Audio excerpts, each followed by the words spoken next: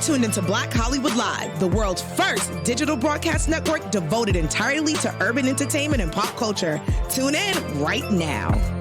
The death of George Floyd, an African-American man in Minneapolis, has sparked protests and riots. It's a time as a nation we need to reflect, and to do so, I have amongst us two of the best reflectors on the planet, AJ and James. How's everyone doing?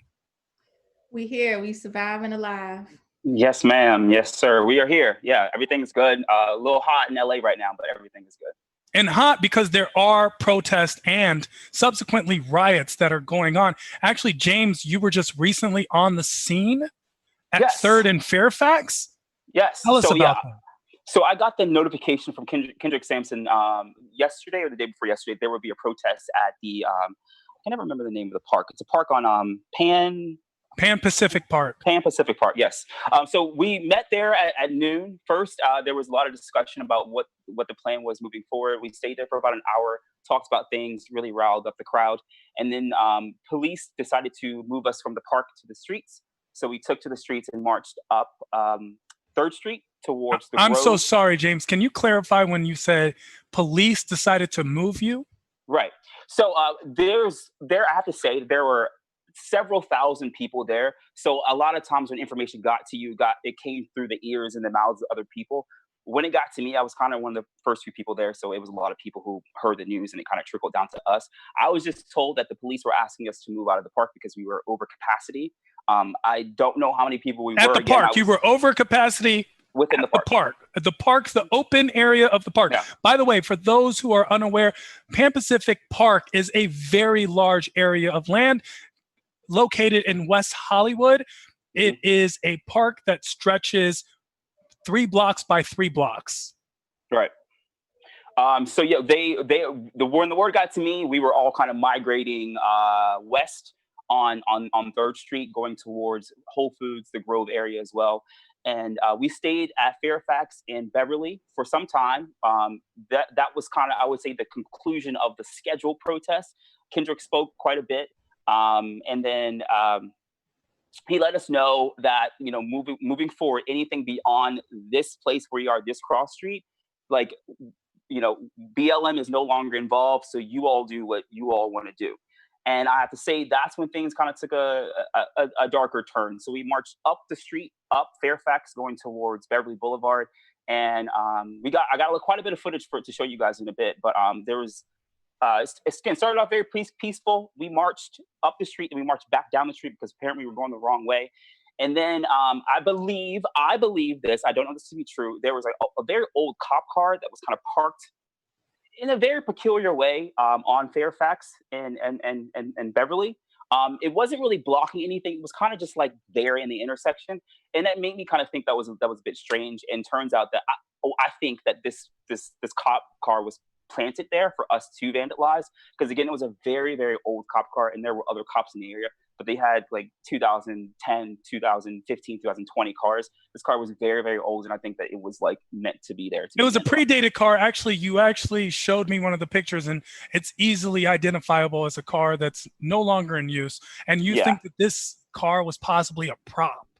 I think it was. I mean, again, I'll see if I can get our producer, Steven, to pull it up. Steven, it's going to be record 105.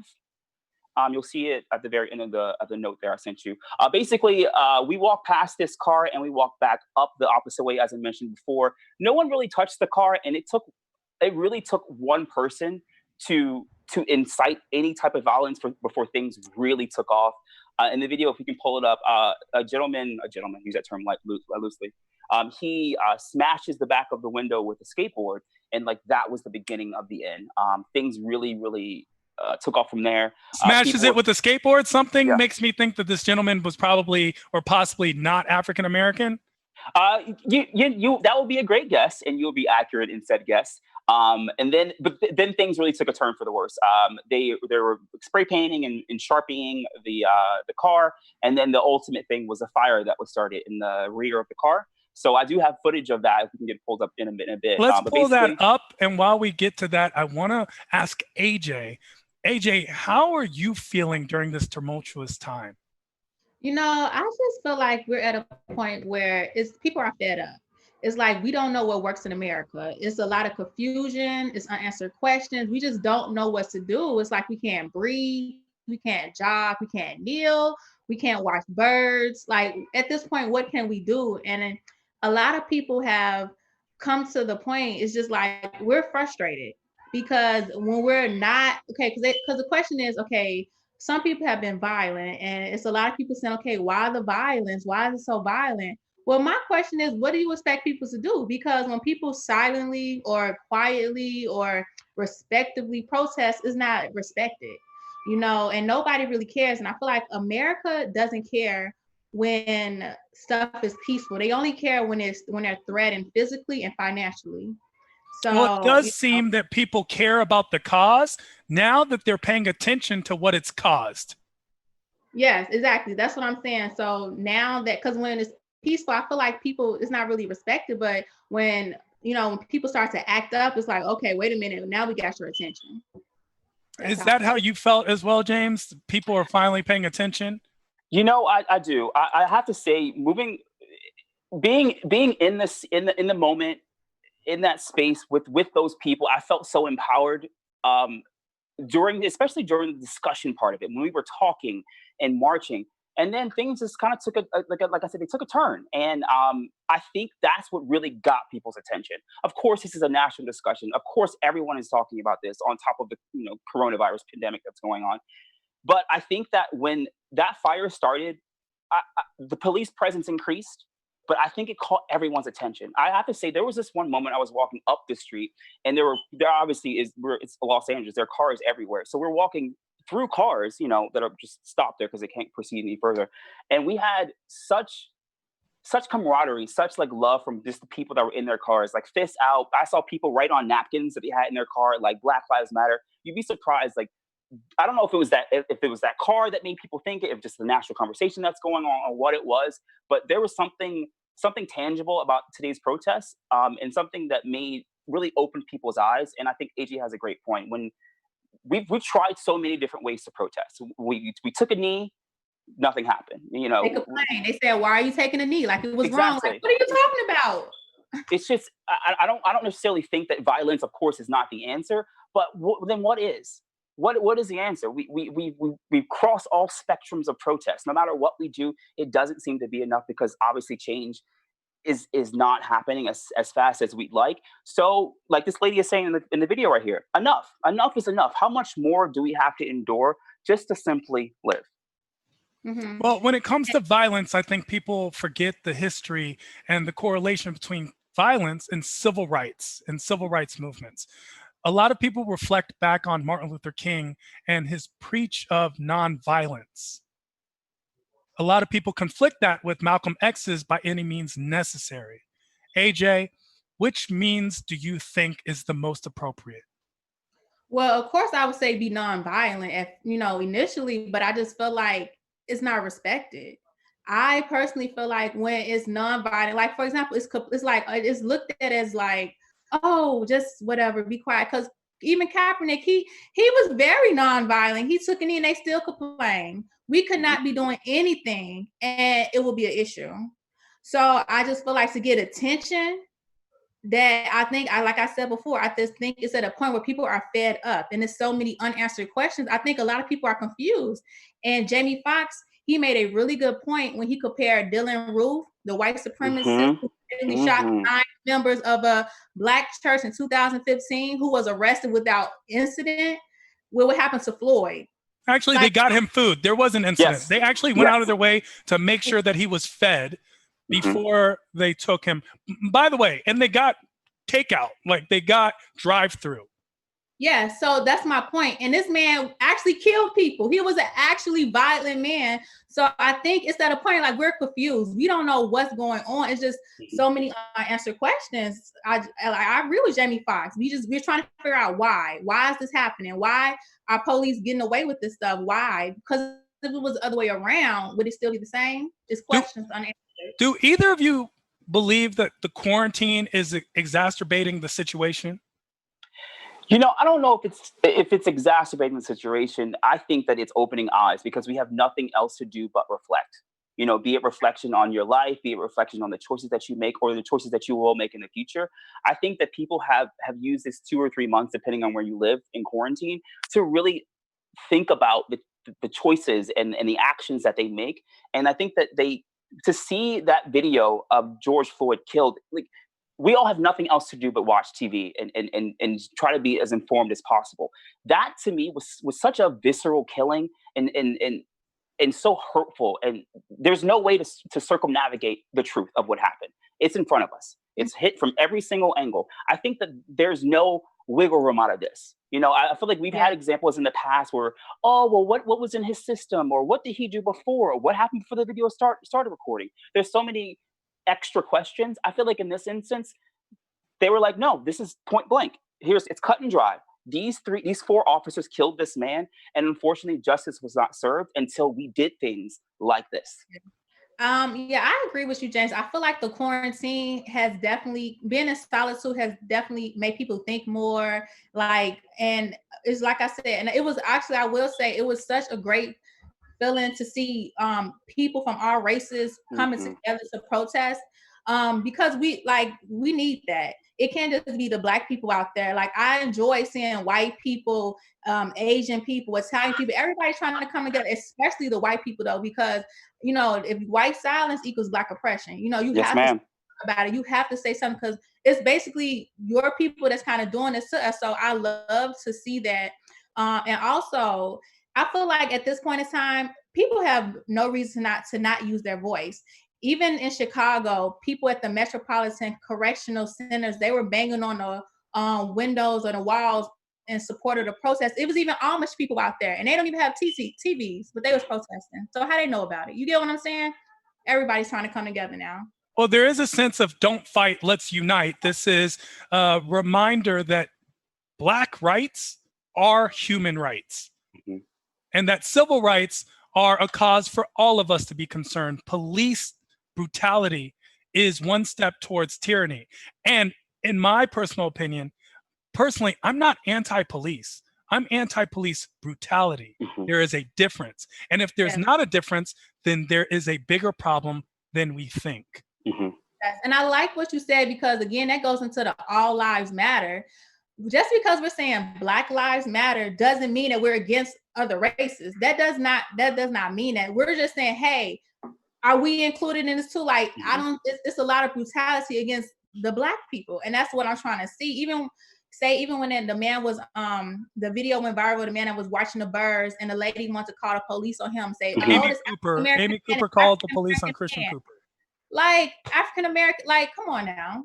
She said African-American, which was actually something that was a very dangerous statement, because what Amy Cooper did, regardless of her personal beliefs, she tried to weaponize racism.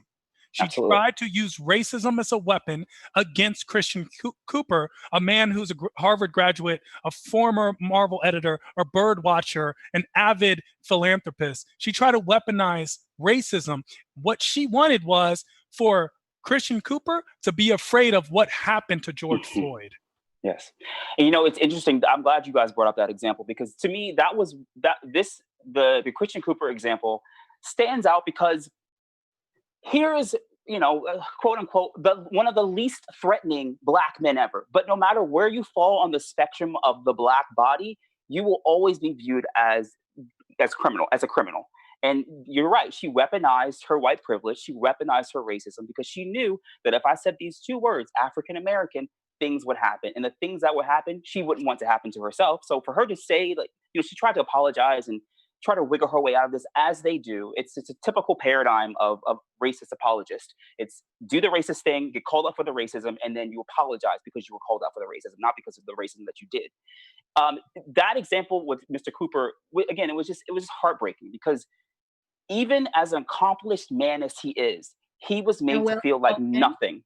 He was made to feel like nothing. Exactly, AJ. He was belittled over a minor inconvenience of one white woman. And moreover, she was in the wrong.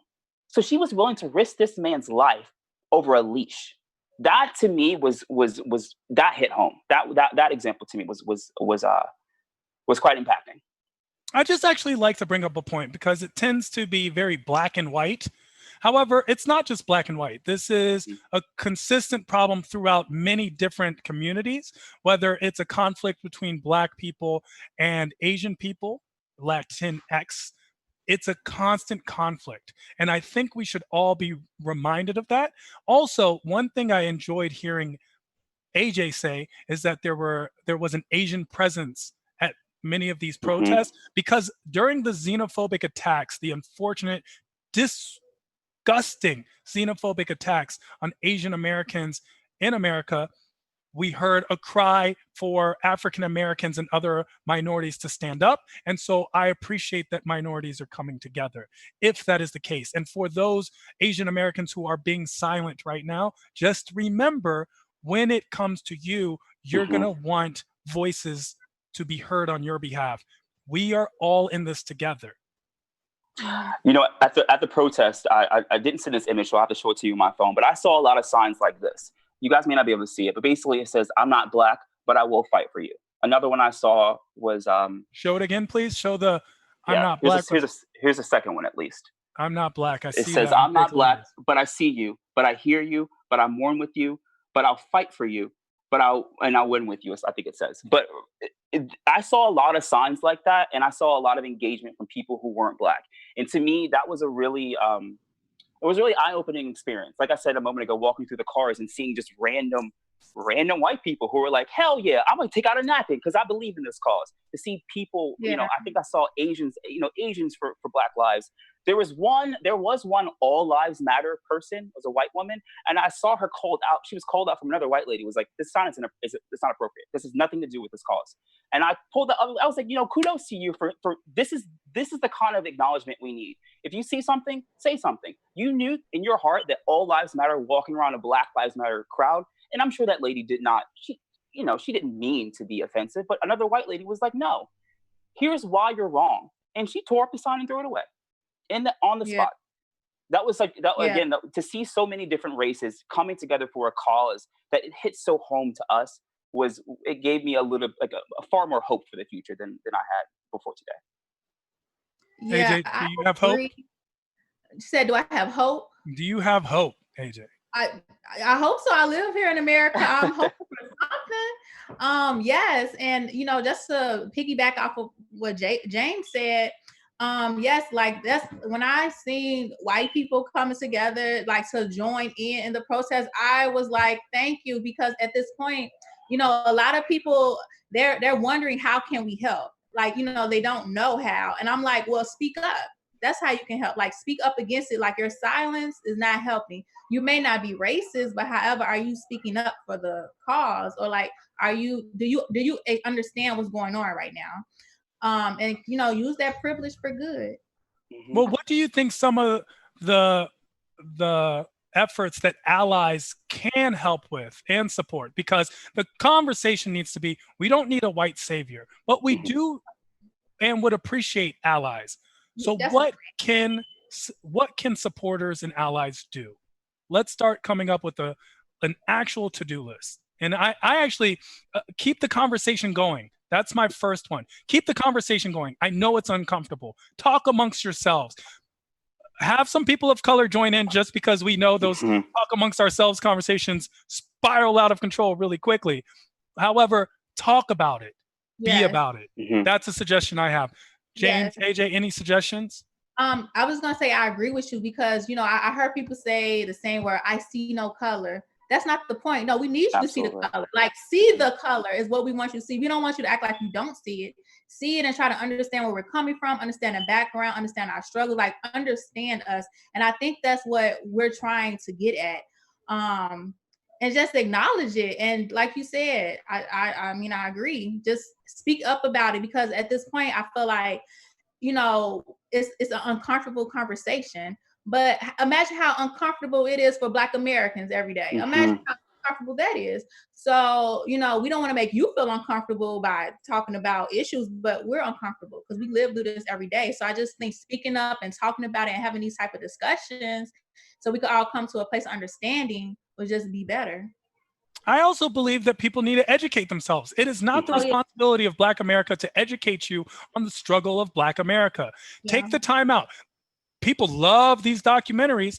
Instead of a serial killer documentary, watch the biggest serial killer of them all: oppression, slavery, racism. There are a lot of great documentaries on Netflix and Amazon Prime. 13th is an amazing documentary. Be educated. Yeah, agree. And I think you raised an excellent point, Tehran, too. You simply, and this is the best option because it's free. And surround yourself with people of color. Just do it. I feel like if you put yourself in a position where you are around people of color who are engaging and open with you, you'll be surprised at the things you learn. Sometimes you don't even need to have the conversation. You can just observe and think about the things that you've done in the past and how you can change yourself for the future.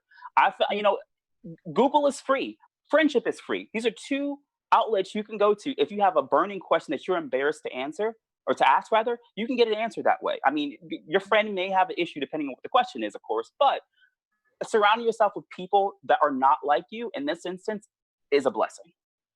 I think signing a petition is a great way to support. People love signing petitions. If this was about dolphins, it would have 10 million names signed on it. If Philando Castile was Fluffy Castile, people would be marching in the streets. Black Lives Matter. People would be all about that protest. So sign that petition. Take a second, read about it, and sign the petition. I think people can also use their privilege, make their voices heard. Now, I want to explain something and express something in regards to privilege. This is a concern. People are like, white privilege, my life isn't that much significantly better, or it's not better than yours at all. My life, personally, is fabulous. The concept of white privilege is not that your life is amazing. It's akin to being a tall person and knowing if you're tall, you have a better chance of making it into the NBA. That doesn't mean all tall people make it in the NBA. It just means that height is not one of the concerns of why you did not make it into the NBA. This is a very similar concept to white privilege. Your race is not the reason why you don't make it. And that is the concept of privilege. So utilize that privilege, utilize that platform that you have. Yeah.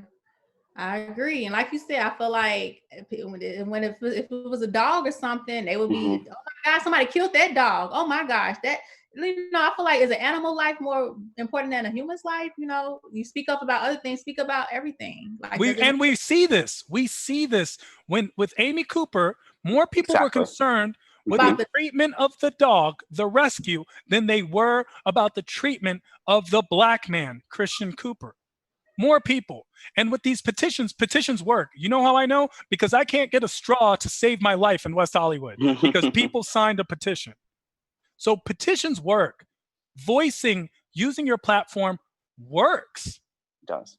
Donate. Take the time to donate. The NAACP, Thurgood Marshall College Fund. These are amazing pieces of philanthropy and charity that we can all donate to. Everyone's able to donate to them. Everyone. Donate. Take the time. Have that. And the most important thing to me is simply be aware. And by be aware, I don't mean just know what's happening. Be aware of what's happening. Do not be dismissive. Do not dismiss or disregard an entire community's upheaval, grievance, and feelings. Because that's the easiest thing. That's the first thing I see what happens. What are they complaining about? There are black people in the NBA. There was a black president. What are you complaining about? Affirmative action. What are you guys complaining about? I agree totally. I mean, with affirmative action is not the best way to enact equality. It's unfortunate that it's the only way that we have at our disposal. That's what people need to understand. That's what, even with the riots, and we're going to talk about the riots and the volatileness of it as well.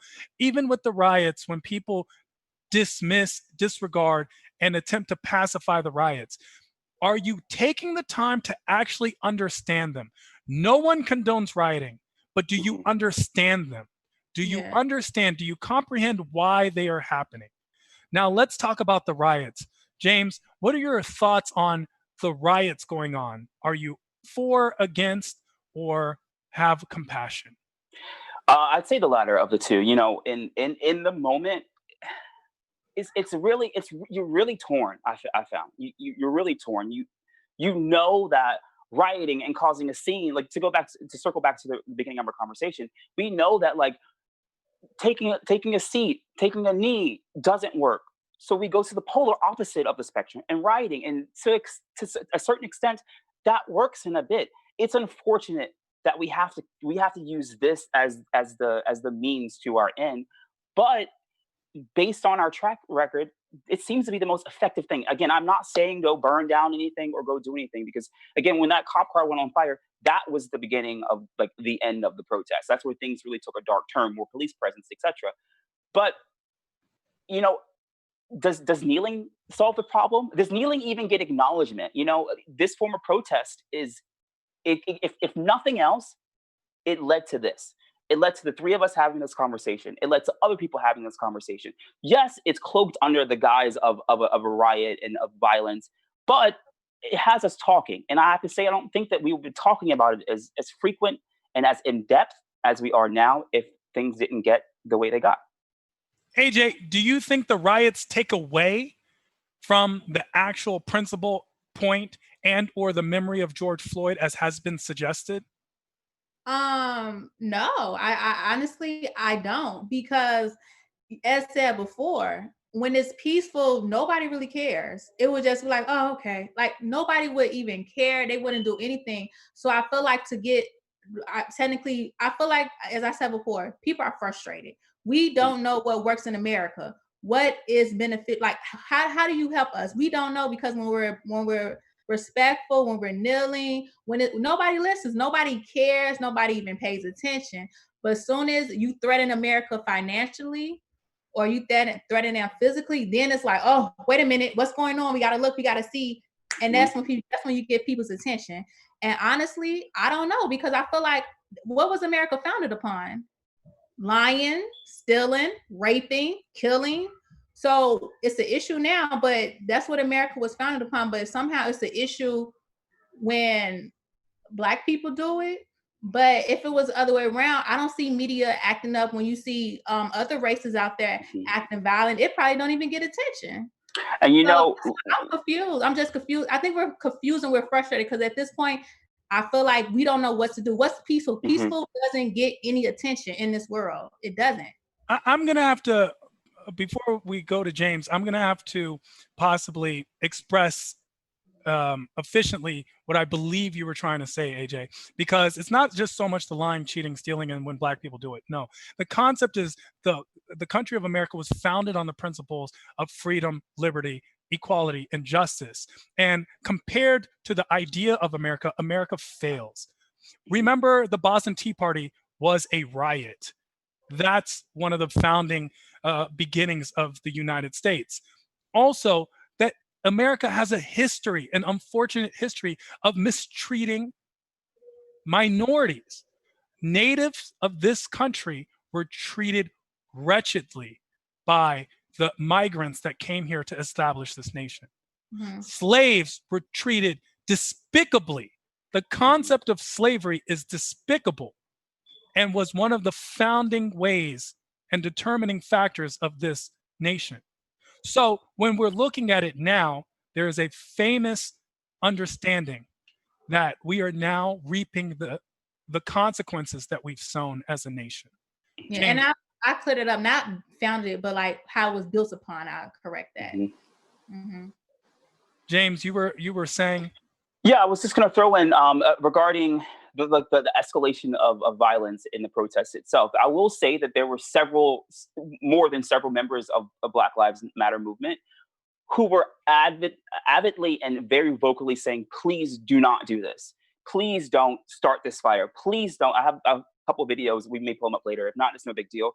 I saw people throwing skateboards and I got hit with a full bottle of beer on my foot. Like, when these things happen, the advocates and the people who were really like rallying the troops were saying, please stop. This is what they want.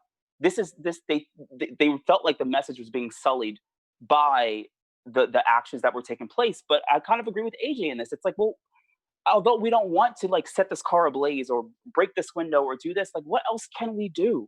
Because as we try to figure out a plan, people are dying every single day. So while we're trying to tinker and like, let's try this plan, we don't have time. There's no longer time.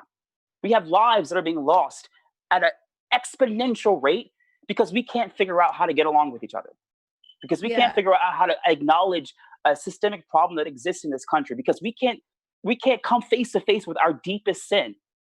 And I think that, like you said a moment ago, Tehran, I think our actions are unfortunately starting to creep up on us. And more unfortunately, we are not the beneficiaries of said action. It's us who are dying because of the actions of other people. Yeah. Yeah. I mean, like I said, like of course I don't want things to turn violent. Like that's never it. But like I said, we're frustrated. Even going back to Trayvon Martin, the way my heart felt when we found out like the verdict, when it's just sickening, and it's very frustrating, and it hits very deep, in the heart. And it's just like, what can we do? They're not listening to us. I feel like nobody's listening. Unfortunately, we don't have to go back to Trayvon Martin. We don't have to go back to Oscar Grant. We can go back a week ago to Breonna Taylor. We can go back 2 weeks ago to Ahmaud Arbery, whose vigilante murderers hunted him down in the street. And I want everyone to remember, they're not in jail now because they cared. They are in jail now because we cared. And the video that is how much a difference that we, and by we, I mean we the people, a founding statement that this country is built upon. We the people cared. And it's going to be we the people to make this change. Of the chants we said today, there was one, and it kept citing like we the people. That really felt real, to be around so many different types of people, and to have that overwhelming message of we the people. Like I said, it really gave me some hope for change for the future. I don't know how fast this change will happen or what means the change will be, but it is nice to know, and it is comforting to know that like we aren't as alone as we feel like as a Black people. There are advocates out there, there are allies out there, despite what we see on a daily basis of Black death and disenfranchisement. There are people out there who care for us, and it put a smile on my face today to see those people and give, granted, I will admit we weren't socially distanced. Everyone had a mask on. I will say that. And people who didn't have a mask on, you know how we are. We were quick to tell them to put that damn mask on. So it was good to be around people, to not shake hands, but we did a lot of bumping of elbows, just to have that camaraderie there. So we the people will make this change. Again, I don't know how fast this change will come, but I know we're not taking it anymore. Well, before we go, I do want to ask each of you to share a personal experience relating to systematic disenfranchisement, police brutality, or otherwise mistreatment at the hands of the system. Because we can't control individuals, but the people that we entrust to protect and serve, that's the difference. The concept has been raised, well, why don't we care about Black on Black crime as much? And my retort is, when Black people commit crime upon other Black people, they go to jail. You do not want to know the statistics on police brutality versus police condemnation. That is the truth.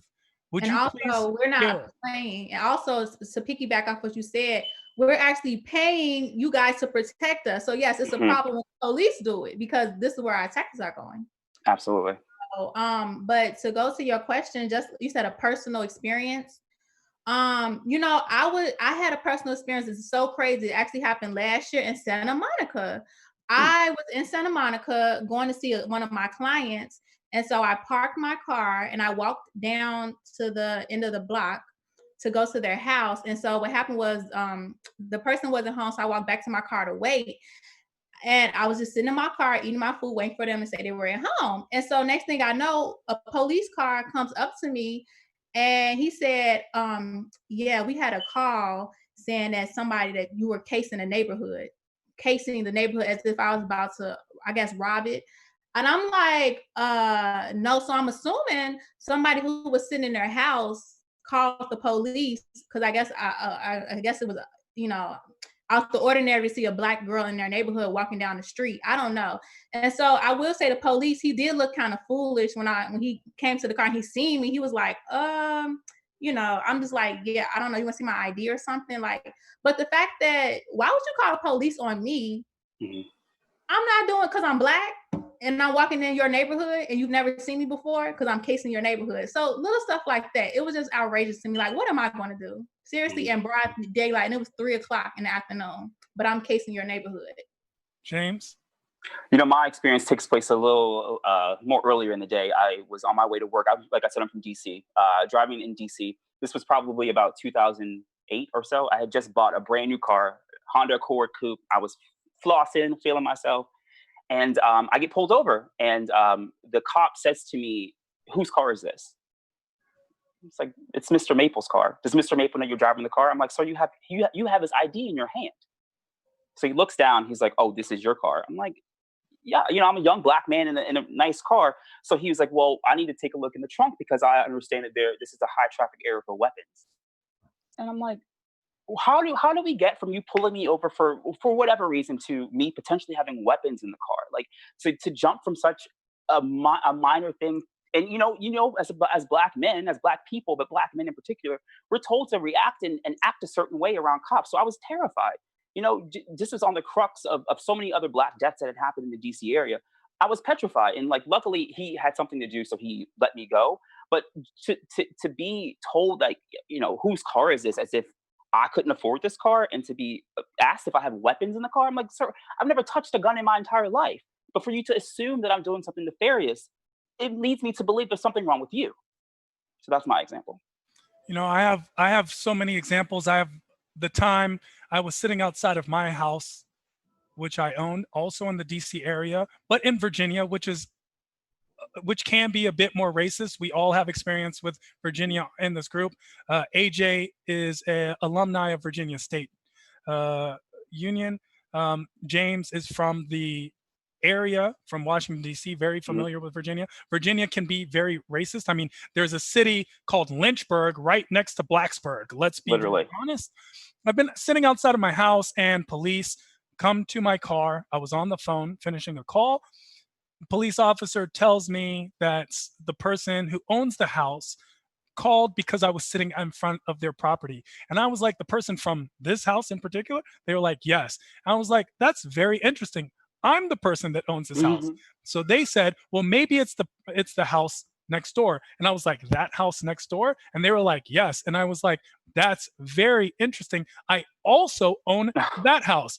The police officer, of course, thought I was being a smartass, which is very within the realms of who I am. However, in this case, I did happen to own the house next door. And then they said, "Well, maybe it's the house across the street." And I was like, "Well, that's so funny because my parents live in the house across the street. They own that," which is not beyond them to call the police on me. But I was being funny at that point. That has happened to me. I have been stopped. I have been detained. I've been pulled over for drunk driving at least 15 different times. The problem with that is I've never drank alcohol in my entire life.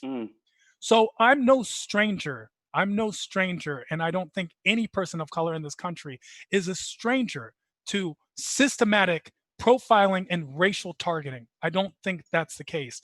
The difference is us three are the lucky ones because we're still alive.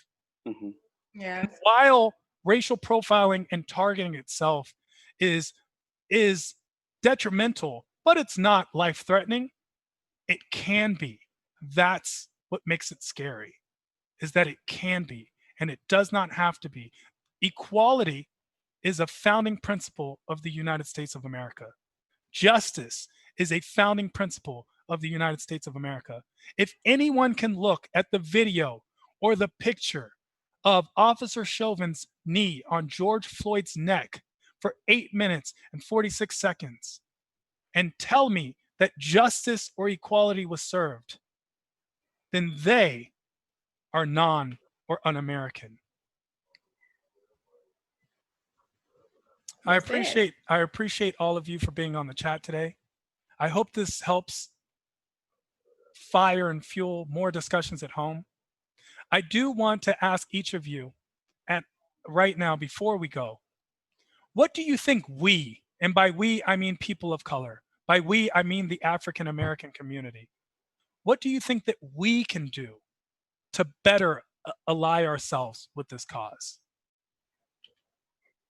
I'd say doing things like this, you know, stepping outside of your comfort zone, engaging with people, speaking your truth, even if your truth is systemically muted at times.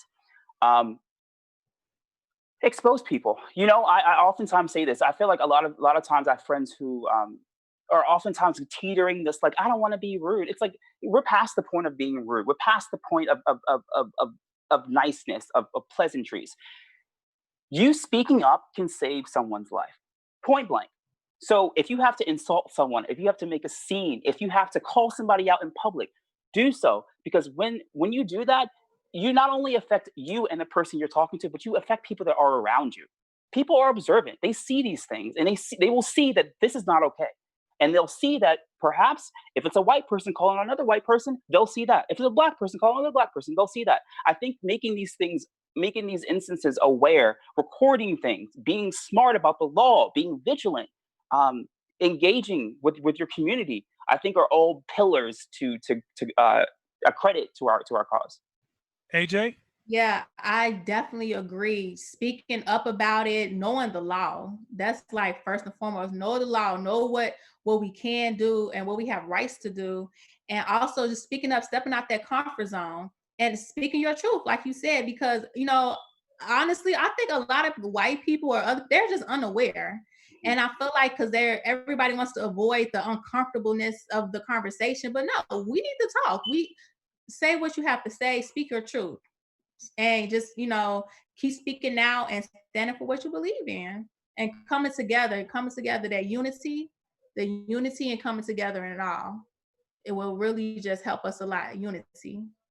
The suggestions that I have to add, of course, I agree wholeheartedly, especially in regards to the law. Know the law. If we knew the law like we knew our favorite rap lyrics, Hmm. the world would be a better place. Know Mm-hmm. the law, educate yourself. Also, organization, Oh, organization and unity. Organization, the community is communication plus unity aligned and utilizing the power of the dollar. 12% of the Hmm. population, yes, we are 12% of the population, but we are 40% of the fiscal economy of the United States, which says that we, A, need better spending habits, but B, we have a lot of buying power. And you don't have to wait till November to vote. Hmm. Every single day you hand over a dollar, you are voting. So utilize your dollar, utilize your vote. yes, focus on the right things. I agree with what you just said. I feel like if Black people only knew how much power they really had, Hmm. if only they know, if only we know.